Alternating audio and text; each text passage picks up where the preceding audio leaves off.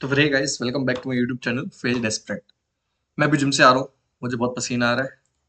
Still मेरा lecture record करना रह गया था, तो सो आई एम डूइंग इट। मेरे को पता है मेरे कोई व्यूअरशिप नहीं हो ना होने वाली, still I am doing it because I want to do it simple. इतने परफेक्ट तरीके से यूपीएससी करंट अफेयर अगर कोई आपको समझा रहा है तो ही इज अ गॉड। मैं ही भगवान।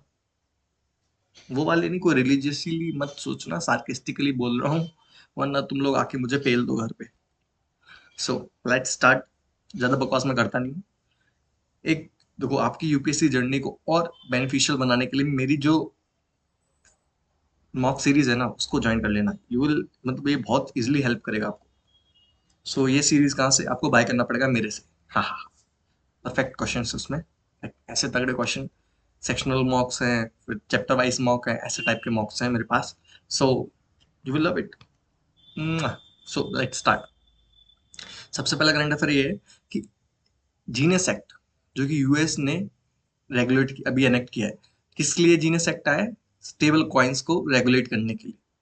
यूएस ने स्टेबल कॉइन को रेगुलेट करने के लिए एक एक्ट बनाया है, उसको एनेक्ट किया है। वो है जीनियस एक्ट। स्टेबल कॉइन क्या हो गए?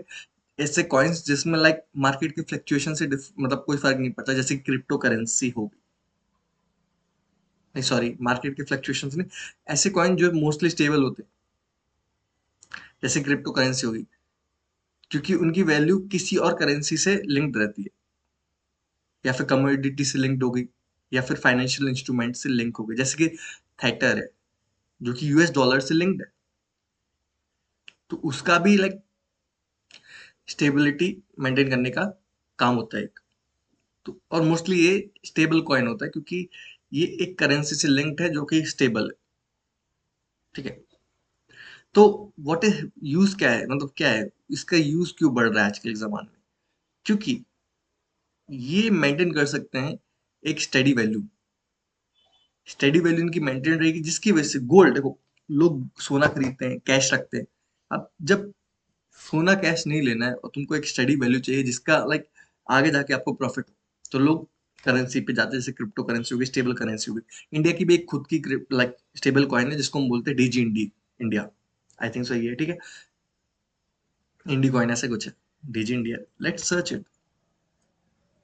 इंडिया की क्रिप्टो करेंसी कौन सी है? India crypto. आई गेस तुम लोग देख नहीं पा रहे हो मेरे को, लेकिन इतना पसीना आ रहा है। डीजी रुपी, हाँ, डिजिटल रुपी, ये हमारी क्रिप्टो करेंसी है। ठीक है। तो क्रिप्टो करेंसी काम कैसे करती है? देखो, क्रिप्टो करेंसी के बारे में उतना डिटेल में अभी इसलिए नहीं जा रहा हूँ, क्योंकि क्रिप्टो करेंसी बहुत ज्यादा न्यूज में रही है पिछले 2 सालों में। तो क्रिप्टो करेंसी के बारे में आपको पता होगा, लेकिन क्रिप्टो करेंसी ऐसे काम करती है, वो काम करती है ब्लॉकचेन में। समझे? ये एक कॉन्सेप्ट है जिसमें लाइक पब्लिक लेडजर है, उसके थ्रू ये डिस्ट्रीब्यूटेड रहती है, और ये ब्लॉकचेन में, मतलब ब्लॉकचेन रहता है, मतलब एक के बाद एक ब्लॉक्स बनते रहते हैं, उससे ये क्रिप्टेड रहती है। और इसको इजीली आप एनक्रिप्ट नहीं कर सकते। और ऐसी, मतलब जिस, ऐसी बहुत सारी कंट्रीज हैं, जैसे कि नॉर्थ कोरिया होगा, हो गया, उसके साथ साथ चाइना हो गया, ये क्या कर रहे हैं? क्रिप्टो माइनिंग कर रहे हैं। और ये क्रिप्टो माइनिंग कैसी होती है? बहुत हाई एफिशिएंसी वाले सुपर कंप्यूटर्स का यूज करके क्रिप्टो माइनिंग होती है, क्योंकि इसमें उनको सॉल्व करना पड़ता है कॉम्प्लिकेटेड मैथमेटिकल प्रॉब्लम्स, जिससे जनरेट होते कॉइन्स। और नॉर्मली मैं तुम्हारे गरीब जैसे लोगों के लिए क्या ऑप्शन है? सीधी सीधी बात है, आप ब्रोकर के थ्रू इन कॉइन्स को खरीद सकते हैं, फिर अपने आप रख ले, और उसके बाद आप जब यूज करना चाहें, बेचना चाहें, बेच दो। जो कुछ आपको करना है वो आप कर सकते हैं आपके खुद के क्रिप्टो कॉइन से। लेकिन लेकिन अब इंडिया के रेगुलेशन क्या है? ये तो अपन ने देखा कि जो यूएस है, यूएस ने ऐसा कुछ किया है, क्रिप्टो एक्ट वगैरह, दुनिया भर की चीजें करी। लेकिन इंडिया में क्या चल रहा है? इंडिया में फाइनेंस एक्ट 2022 के थ्रू एक कॉम्प्रिहेंसिव टैक्सेशन रेजाइम आया था, जिसमें like transfer of virtual digital asset को इम्पोज किया, जिसमें 30% जो गेन होगा वो टैक्स पे चला जाएगा, और 30% टैक्स लग जाएगा जब, मतलब जब भी आपका वर्चुअल डिजिटल एसेट का ट्रांसफर होगा। और इंडिया जो इनकम एक्ट 1961 की हमारी है, वो डिफाइन करती है वर्चुअल डिजिटल एसेट को, जैसे कि कोई भी, मतलब कोई भी इंफॉर्मेशन हो, कोड हो, नंबर हो, टोकन हो, जो जनरेटेड है क्रिप्टोग्राफिक मीन्स के थ्रू, और जिससे पैसा कमाया जा रहा है, ट्रांसफर हो रहा है, इसका स्टोर हो रहा है, ट्रेड कर रहे हैं हम इसको इलेक्ट्रॉनिकली। क्रिप्टो करेंसी मान के चलो, क्रिप्टो करेंसी हो गया एंड नॉन फंजीबल टोकन हो गया। एनएफटी भी बहुत लोग लेते हैं। 2022 में 2023 में virtual digital asset were brought under purview of prevention of money laundering act. हाँ, इससे मेन इशू ये हो जाता है कि भाई देखो, क्रिप्टो करेंसी इतनी एनक्रिप्टेड रहती है कि जहां बस ट्रांसफर हो रहा है, लोगों को इतना पता चल रहा है, किसने किया कैसे किया वो लोगों को पता नहीं चलता है। तो किसने किया कैसे किया इसका प्रॉपर तरीके से यूज करते हैं ब्लैक मनी मनी को वाइट करने वाले लोग, और गलत काम में मोस्टली ये क्रिप्टो करेंसी यूज होती है। जैसे कि डार्क मिरर, आपने सुना होगा, डार्क मिरर नहीं क्या बोलते उसको, dark red world, dark world. अरे डार्क मिरर मैंने वो देखा था, एक नेटफ्लिक्स की सीरीज है, वो बहुत तगड़ी है, तो इसलिए मैं डार्क मिरर बोल रहा हूँ। रेड वर्ल्ड होता है, डार्क वर्ल्ड। ये इंटरनेट का तीसरा वर्ल्ड कौन सा होता है यार? व्हाट द फक, ये चीजें कैसे, मैं कंफ्यूज हो गया हूँ, लीव इट। उतना नहीं था। तो अपनी पहली न्यूज़ क्या थी? अपनी पहली न्यूज़ थी कि जीनियस एक्ट यूएस ने एनेक्ट किया है क्रिप्टो को रेगुलेट करने के लिए, स्टेबलाइज करने के लिए एक्सट्रीम लेवल पे। और इंडिया में क्या होता है? अपने इंडिया में वर्चुअल डिजिट एसेट एक्ट आया है, जो कि 2000 लाइक जो इसके थ्रू हमने लाइक 30% टैक्स दे रखा है जितने भी वर्चुअल वीडीएस का ट्रांसफर हो, फाइनेंस एक्ट 2022 के अकॉर्डिंग। अब नेक्स्ट न्यूज़ है कि वेस्ट बंगाल ने अपना पहला कन्विक्शन किया है, जिसमें इन लोगों ने डिजिटल स्कैम को अरेस्ट किया है।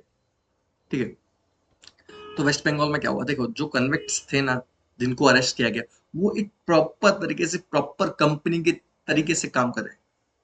कंपनी इसका हेड होगा, उसके अंडर लोग काम करेंगे। वो कंपनी को अब मतलब ऐसे अपन कंपनी नहीं बोल सकते ना कि भाई तो लीगल तो है नहीं, तो उसको एक गैंग बोला गया कि एक गैंग है जिसने 100 करोड़ से ज्यादा रुपए, करोड़ का स्कैम किया। मतलब 100 पीपल से ज्यादा डिजिटल अरेस्ट फ्रॉड किया। डिजिटल अरेस्ट है क्या? मतलब 100 करोड़ से ज्यादा तो इसने क्या किया? स्कैम किया है। 100 करोड़ इसने मतलब प्रॉपर तरीके से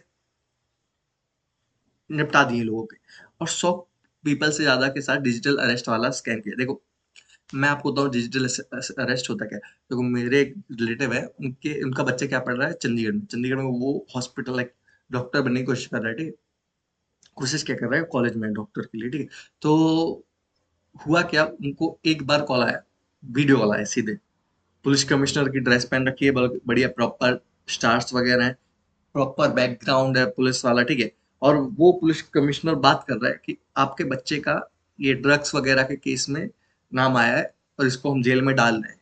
अब उस टाइम पे क्या हुआ, उनके अंदर पैनिक सिचुएशन क्रिएट हो गई। अब वो पुलिस वाला बोला है कि देखो, अगर आपको ये नाम छुटवाना है तो आपको क्या करना पड़ेगा? सीधी सीधी बात है, पैसे ट्रांसफर कर दो। तो उन्होंने क्या किया, अब उस टाइम पे उनके दिमाग में बिल्कुल पैनिक सी सिचुएशन थी। उनको कुछ समझ में नहीं आया क्या किया जाए, कैसे किया जाए। तो उन्होंने क्या किया, जल्दी से जल्दी मतलब उसने बोला जो वो है, उसने बोला कि नाम हटाने के लिए 50,000 रुपये लग रहे हैं, तो डाल दो। तो 50, उनको लगा कि मेरे बच्चे का नाम 50,000 में हट रहा है, 50,000 में नाम हट रहा है, तो जल्द से जल्द कर देते ना। और वो भी ऐसी सिचुएशन बनाते हैं कि जल्दी डाल दीजिए, वरना ये अभी आगे हमारे और ऊपर के अधिकारी आएंगे, फिर वो ऊपर से बोलेंगे कि प्रेशर बनाएंगे नाम इसका बिल्कुल, तो अभी मैं कर सकता हूँ, अगर आप मुझे अभी अभी पैसा दे रहे हो तो हो जाएगा। उन्हें पैसे ट्रांसफर कर दिए और ये हो गया अपना डिजिटल अरेस्ट वाला काम हो गया। ठीक है, तो मेथड स्कैन का फोन कॉल हो गए, ईमेल हो गया, मैसेज हो गया, इन्वेस्ट, और ये मोस्टली जो चीजें हैं वो अंडर इन्वेस्टिगेशन चल रही है। इसके साथ साथ क्या होता है, इसी में डिजिटल डिजिटल अरेस्ट में आइडेंटिटी थेफ्ट भी हो जाता है, मनी लॉन्ड्रिंग भी हो सकती है। इसके थ्रेट्स क्या है? देखो, स्कैमर क्या करते हैं, अभी मैंने जो बताया वही करते हैं। ठीक है, वो क्या करते हैं, अरेस्ट करते हैं, थ्रेट करते हैं, पैनिक क्रिएट करते हैं, और उस पैनिक के थ्रू जो विक्टिम्स होते हैं वो रैशनली सोच नहीं पाते हैं। क्योंकि वो बच्चा तो भाई अपने हॉस्पिटल मतलब उधर ही इस कॉलेज में पढ़ा था अपनी, मतलब उधर क्या है, उसने भी गलती की कि कॉल नहीं उठाया अपने पेरेंट्स का। अब बच्चे आजकल बहुत ये कर रहे हैं कि पेरेंट्स के कॉल नहीं उठा रहे हैं, उसकी वजह से पेरेंट्स पैनिक हो रहे हैं कि मेरा बच्चे को परेशानी ना हो।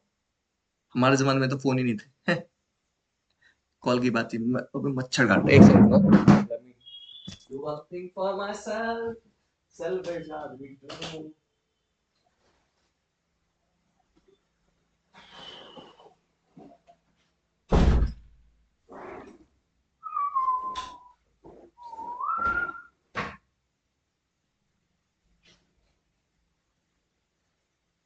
तो लेक्चर के बाद मेरे को शैम्पू भी करने जाना है। सो जस्ट वेटिंग के थोड़ा टाइम हो जाए, लेक्चर वगैरह रिकॉर्ड कर लिया मैं प्रॉपर तरीके से, उसके बाद नहाने जाऊंगा। विक्टिम्स को ट्रिक किया जाता है, ट्रांसफर करते large account to fake accounts, ठीक है। यही सब है जो मैंने आपको बताया। तो आपको लाइक बीच में तो आपको बहुत सारी न्यूज़ पता चल गई। अभी स्टेप्स क्या लिए गए इंडियन गवर्नमेंट के थ्रू? I4C, ये डिजिटल अरेस्ट को डील करने के लिए एक अलग से कोऑर्डिनेटिंग सेंटर बनाया गया है, जिसका फुल फॉर्म है Indian cyber crime coordinating centre, जो कि मिनिस्ट्री ऑफ होम अफेयर्स के अंडर बना है और एक सेंट्रल कोऑर्डिनेटिंग बॉडी है for all the cyber crimes, जिसमें साइबर फ्रॉड मिटिगेशन सेंटर भी है, जो कि एस्टेब्लिश हुआ था I4C, जहां पे bank, telecom providers and law enforcement workers together काम करते हैं लोग मिलके। Samvaya platform.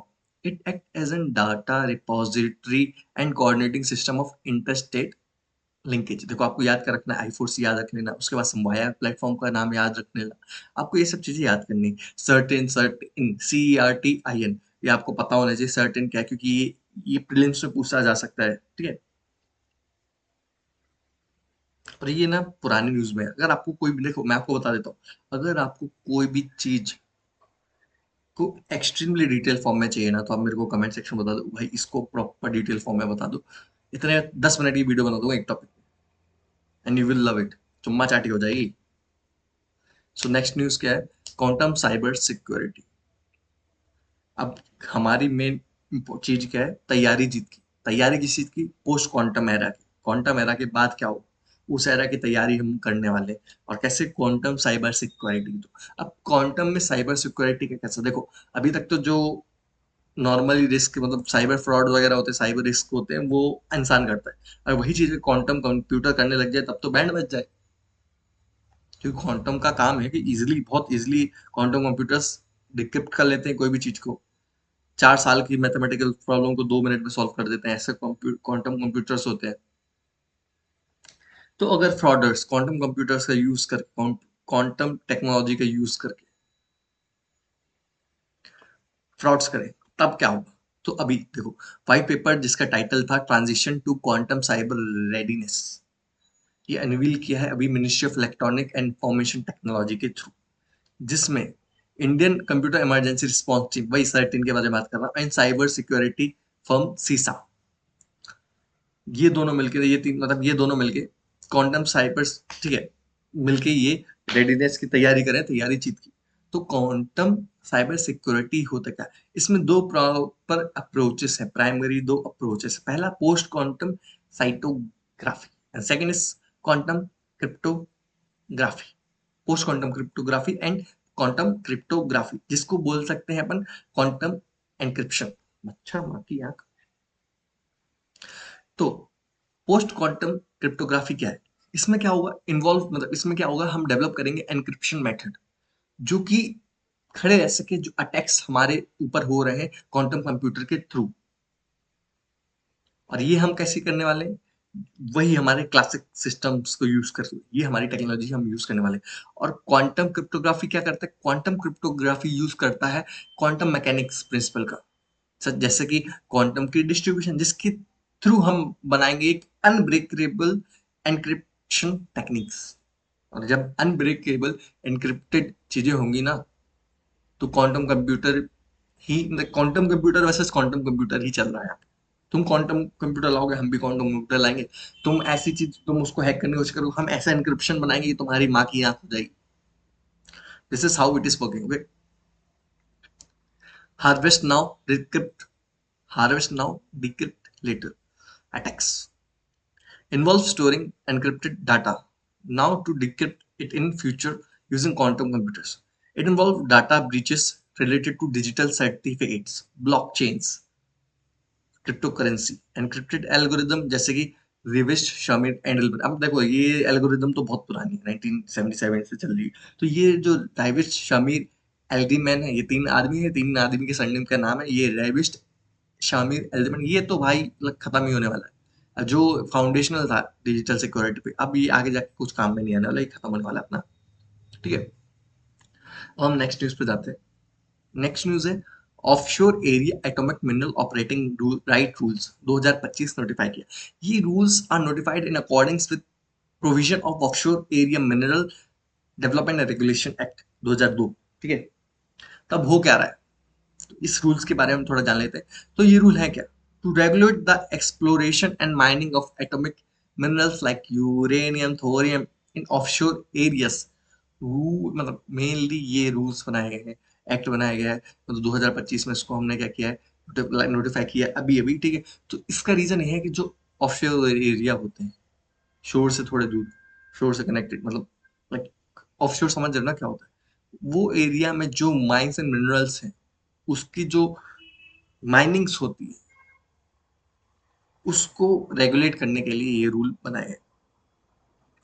तो मोस्टली तो ये रूल्स तब लगाए जाएंगे जब अगर जो एटॉमिक मिनरल्स है वो एक मिनिमम क्वांटिटी से ज्यादा होगा, और ये एंटिटीज नॉर्मली हमारी गवर्नमेंट ही डोमिनेट करती है, तो इजीली इनको ग्रांट कर सकते हैं, मतलब can be granted exploration licence. Main चीज होता है लाइसेंस मिलना, तो गवर्नमेंट ही तो हमारे लाइसेंस इशू करती है।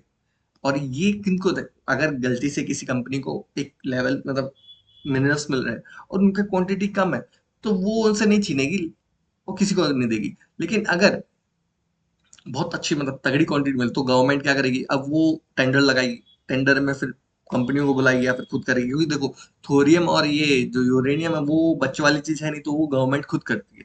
अगर कोल वोल की माइनिंग वगैरह है तो वो किसी और से करवा सकते हैं, प्राइवेट एंटिटी से। In case of foreign entities undertaking exploration operation, prior approval shall be obtained by government authorities. तो कि ठीक है, तो मेनली एटॉमिक मिनरल्स कहाँ पे मिलती है? यूरेनियम कहाँ पे मिलता है? सबसे पहला देखो, सबसे ज्यादा मिलता है आंध्र प्रदेश में, फिर झारखंड में मिलता है, मेघालय, आंध्र प्रदेश, राजस्थान, झारखंड, मेघालय ऐसे आता है। और जो जादूगोड़ा है, वो एक सबसे पहली माइंड है हमारी इंडिया की, जो कमर्शियल स्केल पे यूरेनियम ओर का प्रोडक्शन करती है। याद रखना, जादूगुड़ा। और अदर इंपॉर्टेंट माइंस क्या होगा? लंबापुर, पेड़ागट्टू हो गया, ठीक है, आंध्र प्रदेश का। लंबापुर, पेड़ागट्टू याद रखना। फिर उसके बाद क्या हो गया अपना बगजाता माइन, झारखंड का। उसके बाद देखो, most of the uranium deposit हमारे इंडिया में जो है ना, वो स्मॉल है और लो क्वांटिटी के, और जो उसकी क्वालिटी भी वो भी लो ग्रेड की क्वालिटी, ठीक है। अगर हम कंपेयर करें तो जो कंट्रीज हैं अपने अर्थ में, उनसे कंपेयर करें तो इंडिया की जो थोरियम, यूरेनियम, ये जो इनकी क्वालिटी ना वो लो ग्रेड है। थोरियम का तो और लिमिटेड रिसोर्स है, यूरेनियम का तो ज्यादा ही है। मोनोजाइट, मोनोजाइट क्या होता है? 8 से 10% थोरियम। देखो, ये मोस्टली अपन को लोकेशन पता चलेगा। ये वाली न्यूज थोड़ी इंपॉर्टेंट इसलिए थी क्योंकि ये रूल्स आया है कि कैसे होने वाला, और ये इससे आपको क्या पता चला यूरेनियम थोरियम कहाँ मिलते हैं? झारखंड, आंध्र प्रदेश, मेघालय, राजस्थान एंड झारखंड, ठीक है। अब आपको क्या करना है, इन स्टेट्स की इंपॉर्टेंट इंपॉर्टेंट जो मिनरल्स, लाइक वो साइट्स हैं, उनको याद कर लेना है। ओके, अब हम नेक्स्ट न्यूज पे जाते हैं, जो कि इंटरनेशनल क्रिमिनल कोर्ट ने यूक्रेन का वेलकम किया है as 125 state party to the Rome statute, Rome statute. तो ये क्या है? आईसीसी, पहला international criminal court investigation and prosecution, ये है, मतलब ये क्या काम करता है? आईसीसी, इंटरनेशनल क्रिमिनल कोर्ट, ये देखता है इंटरनेशनल क्राइम्स को जो कि सीरियस मोड पर, जैसे कि जेनोसाइड हो गया, जैसे अभी हमारे यहाँ हुआ था जेनोसाइड, जहाँ पे रिलीजन बेसिस पे मादर चौथ पाकिस्तानी आए थे। उनको तो ऐसे गुस्सा नहीं, बहन की चूत इनकी बाकी चूत। उन्होंने क्या किया, हिंदुओं को मारा, और जो मुस्लिम उसका अपोज किया उसको भी मार दिया। मुस्लिम ने बोला कि क्यों मार रहे हैं उनको, उनको भी मार दिया। हेट देख रहे हो पाकिस्तानी की माँ की चूत, दिमाग खराब हो गया मेरा। I am sorry, but I can't stop, मतलब गुस्सा आ जाती है मेरे को।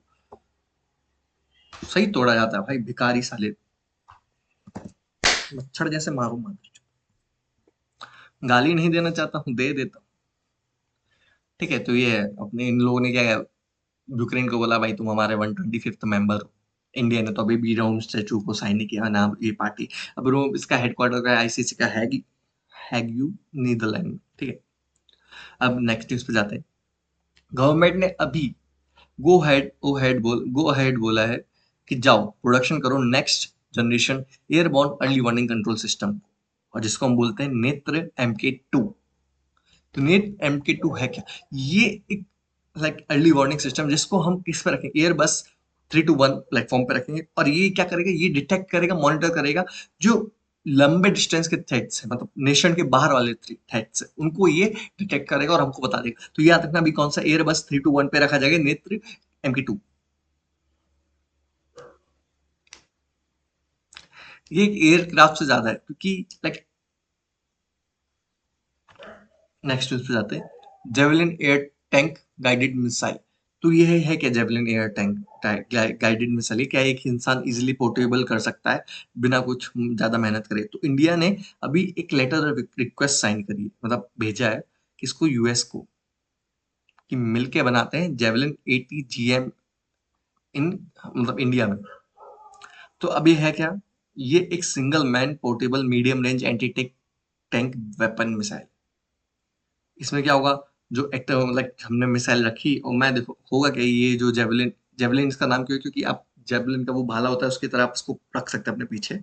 तो इजिली इसको हम मैं लेके जाऊंगा, मेरे को टाइम दिखा, मैंने इसको लॉक किया और मिसाइल लगाई और छोड़ दी। अब वो मिसाइल जैसे ही मैंने सैन एंड्रियास किया, तो मिसाइल उसका पीछे तब तक करेगी जब तक धड़ाम ना हो जाए,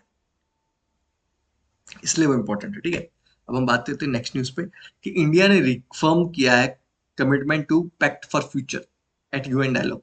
तो पैक्ट फॉर फ्यूचर क्या है, ये अडॉप्ट किया गया था 2024 में, पैक्ट फॉर फ्यूचर। ठीक है, तो ये ग्लोबल डिजिटल कॉम्पैक्ट है, जिसमें हम लाइक सस्टेनेबल डेवलपमेंट करने वाले हैं और फ्यूचर जनरेशन के लिए चीजें बचाने वाले हैं, वही चीजें हैं।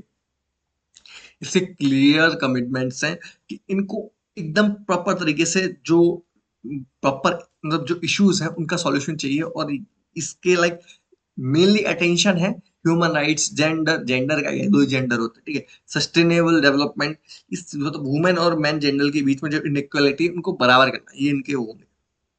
और वो तीसरा वाला पता नहीं मेरे को, अगर वैसा कुछ है मतलब तीसरा वाला भी चलेगा, जो चौथे पांचवे छठवे है ना, उनसे दिमाग खराब होता है। तो नहीं, तुम्हारी लाइफ में कुछ है नहीं क्या भाई, तुम अपना जेंडर ही डिसाइड कर रहे हो। मेरे को तो इतना दिमाग खराब हो जाता है, मैं लड़का हूँ क्यों, वाह व्हाट द फक, मैं लड़का ही क्यों, मेरे को लड़की होना था, शादी करके भाग जाता किसी के साथ, but I have no option. पढ़ना पड़ेगा bro, मेहनत करना पड़ेगा, पसीना बहाना पड़ेगा, तभी कुछ होगा। It formulates various commitment in areas of sustainable development, financing for development, international peace, security, science, technology। भाई सब बातें, बड़ी बड़ी बातें फ्री का खाते। ठीक है, तो यूरोपियन स्पेस एजेंसी और यूके बेस्ड जो कंपनी है फ्रेजर नेश, उन लोगों ने अभी किक ऑफ किया है, मतलब चालू करो डेवलपमेंट ऑफ हाइपरसोनिक टेक्नोलॉजीज। और ये इसका नाम क्या रखा है, इन्विक्टस। तो इन्विक्टस है क्या, fully reusable experimental aerospace vehicle है, जिसका कैपेबिलिटी है कि वो फ्लाइंग करेगी at the speed of 5 Mach. 5 Mach is ऐसे जाएगी बम बम बम। अगर 5 अचानक से किसी ने 5 मैक किया ना, मजा आएगा। ऐसे मान के चलो जेट जा रहा है और अचानक से आया जू, ऐसे मतलब अचानक बम ऐसे फटे, ऐसी आवाज आएगी बहुत तेज, मूव कर, मजा आएगा। तो देखते हैं, ठीक है, 5 मैक की स्पीड में होगा। तो है क्या, तो बस इन दोनों ने कहा है कि भाई अब हाइपर सोनिक टेक्नोलॉजी बनाएंगे। ठीक है, तो अब यूरोपियन स्पेस एजेंसी का जनरल सपोर्ट टेक्नोलॉजी प्रोग्राम है और टेक्नोलॉजी डेवलपमेंट एलिमेंट है, जिसका की फीचर क्या है कि ये सस्टेनेबल हाइपरसोनिक फ्लाइट्स बनाएंगे एंड एटमॉस्फेयर अपग्रेडेबल अलाउ करेंगे। इस मतलब जो ये टेक्नोलॉजी बनाने वाले उसमें क्या अपग्रेड्स होंगे, और अपग्रेड्स कैसे होंगे, किस चीज के होंगे, मटेरियल्स के अपग्रेड्स होंगे, बदल सकते हैं, कोई और अच्छा प्रॉपर मटेरियल आया उस पर एड ऑन कर सकते हैं, सॉफ्टवेयर अपडेट होगा, प्रोपल्शन सिस्टम वगैरह, मतलब आगे जाके इसको टेक्नोलॉजिकली अपडेट कर सकते हैं, क्योंकि hypersonic is still new. Next news पे जाते हैं, ministry of rural development MORD, उसने हाईलाइट किया है कि मिसयूज हो रहा है manipulation of NMMS, rising concern about transparency. ठीक है, तो हुआ हो क्या है,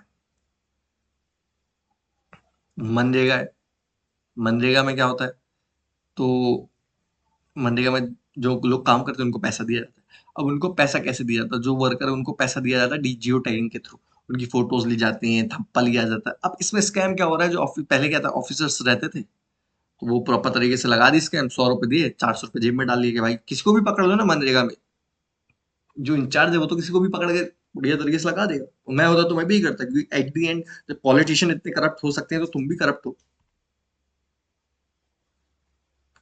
क्यों करना है? मतलब क्यों करना है तुमको इतने लीगल काम कि तुम गरीब रहो?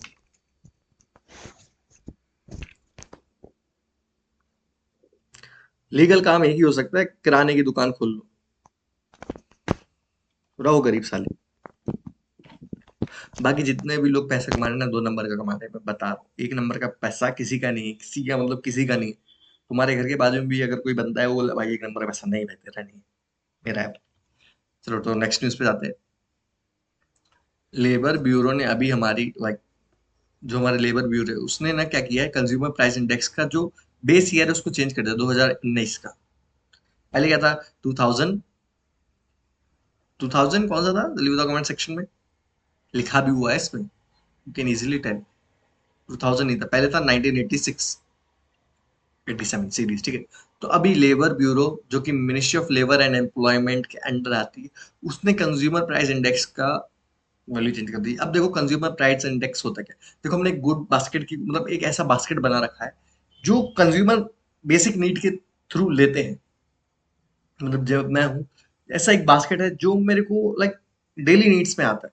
तो वो एक बास्केट है जिसके थ्रू हम कॉमन इन्फ्लेशन को निकालना चाहते हैं। मतलब कितना प्राइस बढ़ रहा है, कितना कम हो रहा है। जैसे भट्टा हो गया, आलू हो गया, आटा हो गया, ये सब चीजें हो गई। और उसमें से हम प्राइस को कैलकुलेट करते हैं कि हाँ इतना इन्फ्लेशन हो, पिछले इस महीने इतना था, अब उसकी वैल्यू इतनी बढ़ गई। जो नॉर्मल बातें होती वही है कंज्यूमर प्राइस इंडेक्स। हम कितने के ले रहे हैं, कितना ले रहे हैं, हम कितना क्या जा कितना मतलब उस हमारे मतलब हमारे जो कंजम्पशन पैटर्न में क्या चेंजेस आ रहे हैं प्राइस बढ़ने की वजह से, ये सब चीजें ये निकालती है रिपोर्ट, ठीक है।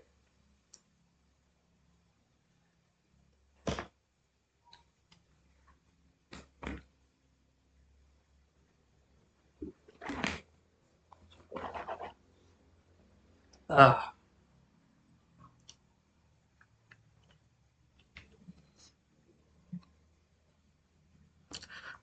आज की लास्ट न्यूज़ है कि सूडान में अभी देखो कॉन्फ्लिक्ट हुआ था, तो उसमें बहुत सारे लोगों ने अपनी जिंदगी खो डाली।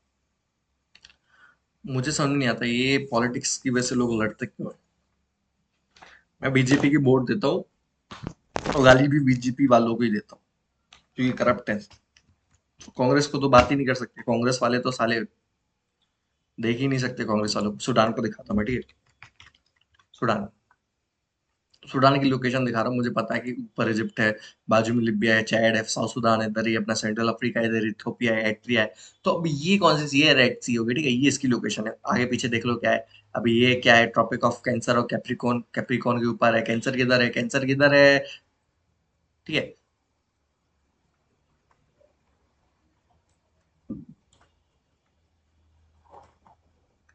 सूडान क्या है? अपना अफ्रीकन कंट्री है। सूडान फिर साउथ सूडान भी है, क्या देना। ये अपनी लोकेशन हो गई इसकी, ठीक है, बढ़िया तरीके से। तो वही न्यूज़ है, यहाँ पे कॉन्फ्लिक्ट चल रहा है, लोगों की लाइफ जा रही है, पता नहीं क्या हो रखा है, खराबी माहौल है। इसकी एक पीक है जो इम्पोर्टेंट है, वो है जेबल मर्रा, जिसको हम बोल सकते हैं मर्राह माउंटेन। ये किसको और लाइक व्हाइट नाइल और ब्लू नाइल यहाँ पे कन्वर्ज करते हैं, कहाँ पे? खार्टूम में। इससे क्या होता है? मेन नाइल रिवर बनती है अपने सूडान में। व्हाइट नाइल और ब्लू नाइल कहाँ से निकलती है? कमेंट सेक्शन में बताओ। तो आज का करंट यहीं तक था। Thank you for watching my lectures and see you tomorrow, bye bye.